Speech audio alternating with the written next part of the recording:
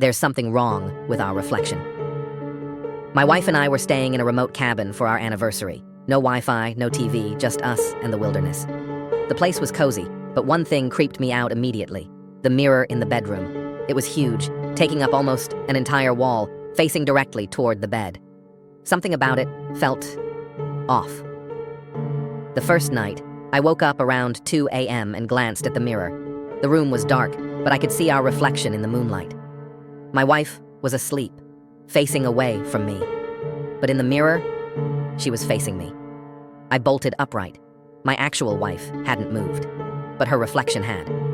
I shook her awake, stammering out what I saw, but she just groaned and told me to go back to sleep. I convinced myself I was just dreaming, but the next night, it got worse. I woke up again, feeling uneasy. This time, I didn't look at the mirror immediately. I reached for my phone to check the time.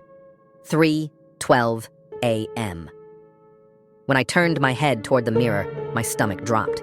There were two people in the reflection, me and my wife, both awake. But in reality, she was still fast asleep beside me. Yet in the mirror, her reflection was sitting up, staring at me with wide, unblinking eyes. Then, it smiled. I didn't even breathe. My real wife shifted slightly in her sleep, but her reflection stayed frozen, grinning at me. I couldn't take it. I threw the blanket over my head and squeezed my eyes shut until the sun came up. When I finally worked up the courage to check the mirror in daylight, our reflections were normal. But before we left the cabin, I decided to test something. I raised my hand to wave at the mirror. My reflection waved back immediately. But my wife's?